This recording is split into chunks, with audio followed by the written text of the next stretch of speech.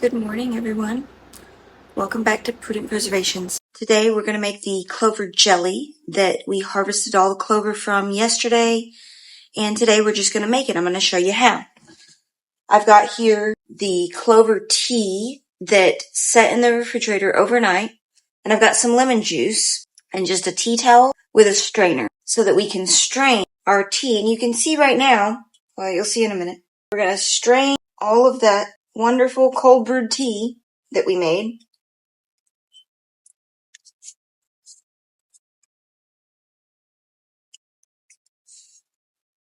And we're just going to strain it out.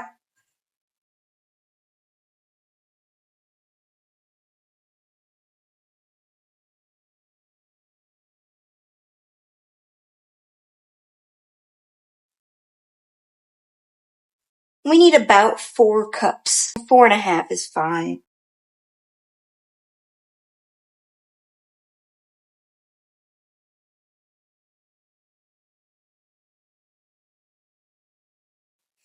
We ended up with about 4.5 cups, which is perfect.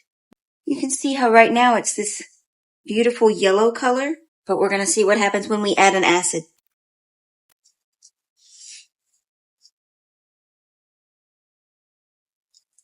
This is about 3 tablespoons of lemon juice.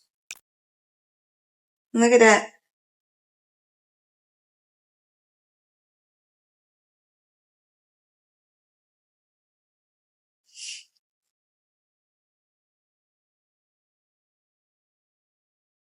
It changed color to be that pink hued color that we associate with clover jelly. It's probably going to change again. I've got some here from last time. See? It ends up being this very beautiful sort of amberish color when you're done. If you use red clover, you'll end up with a more of a pink hue, but because we used white clover, because that's what we have in abundance here, we'll end up with this amberish color. So while we're cooking the jelly, I want to go ahead. I've got my canner here and I've got my jars already inside so that they can be warming up. And you can see I've got, this is flashing. It says boiling water bath. That's what we're going to do today. So I'm just going to press the button. And it's going to ask me how long. And we really just need 10 minutes. It's going to say insert the jars. It's going to warm up. That will let me not risk breaking my jars. So now we're going to move over here and I will put on in the pot. We've got our lemon juice whisked up in our clover tea.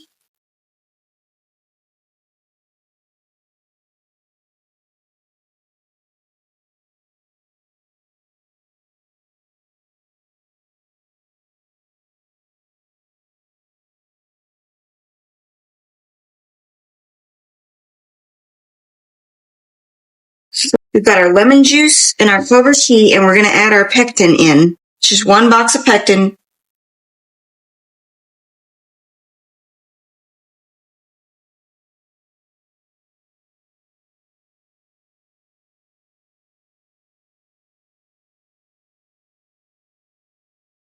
So because I ended up with about 5 cups of clover tea, I have about 6.25 cups of sugar here. Now, the way I figured my sugar is I need about 1.25% sugar compared to the amount of juice I have. And another important thing is that clover, there is no acid in natural clover blossoms. And so it is important that we add the lemon juice like we did, because without the acid, we can't activate the pectin. If we don't activate the pectin with the acid, we will never achieve a gel like you would expect in a jelly. So as soon as this starts to boil and foam up a little bit, then we're going to add our sugar.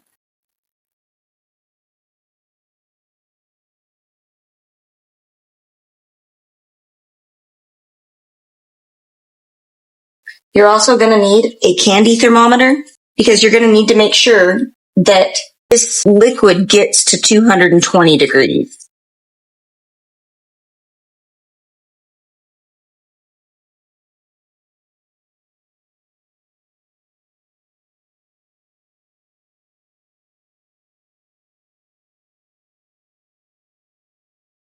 It's a beautiful color.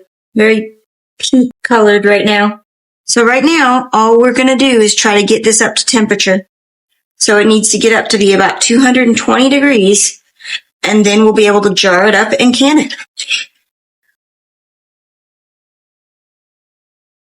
We want to make sure, really when you're making jelly, all you really need to make sure is that you've got the right ratio of liquid to sugar and pectin. The pectin is only about 2%. The rest of it is sugar and juice. So however much sugar you have, however much juice you have, you multiply it by about 1.25. That's going to tell you how much sugar you would use. And I just use a box of pectin, 1.75 ounces, which I think is about 6 tablespoons.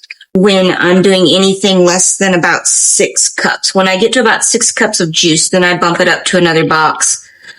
I like my jelly to be pretty thick.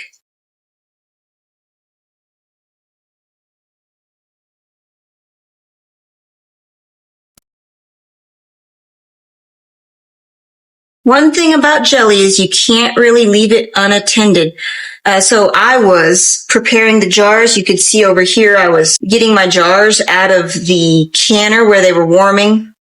And I got a little too involved in pulling the jars out of the canner and didn't notice how hot this was getting.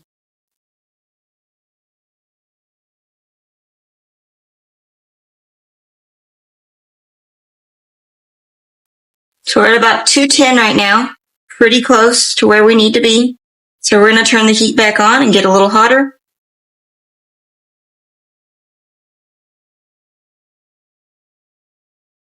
We're right at about 220.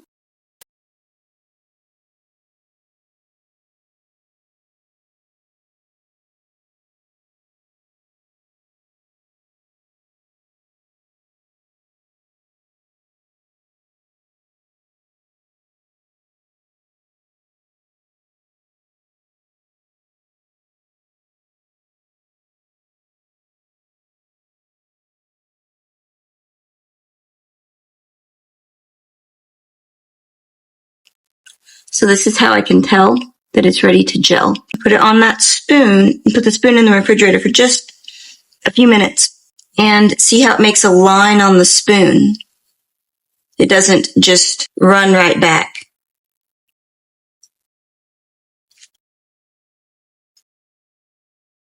So now we're just going to pour this into our jars.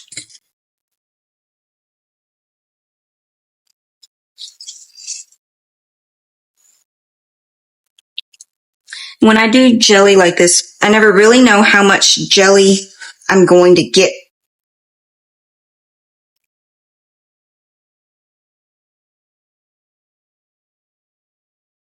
We're looking for about a 1/4 inch head space. If you've got one of these tools, it should come up to the bottom right here.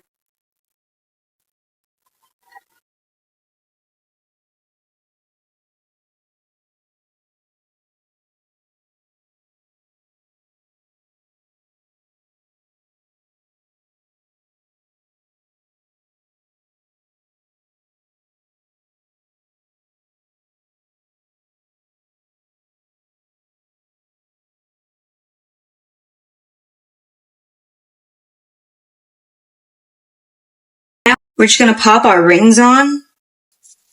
Now I have just a little bit of vinegar here, and I'm just going to go around the rim of each jar.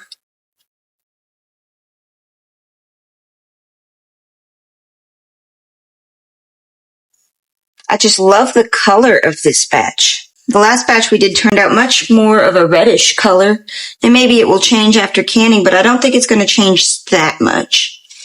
I love this color. It's a very bright summer peach color. We just want these finger tight. And what that means is you don't want to just ratchet it down. It barely needs to be tight. You want to make sure it's threaded correctly, but not so tight that air can't escape. These are ready for the canner. Look at that beautiful color.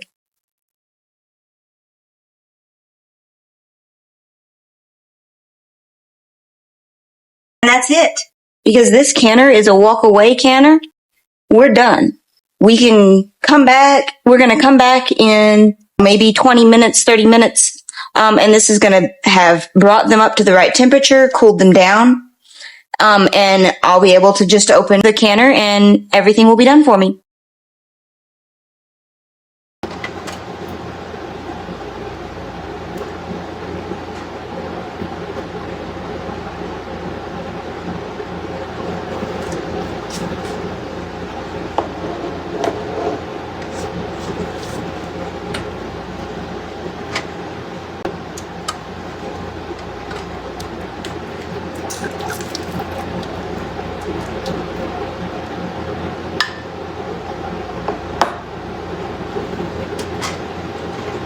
I don't know if you can hear the ping, but they're already starting to ping, which means that they're sealing.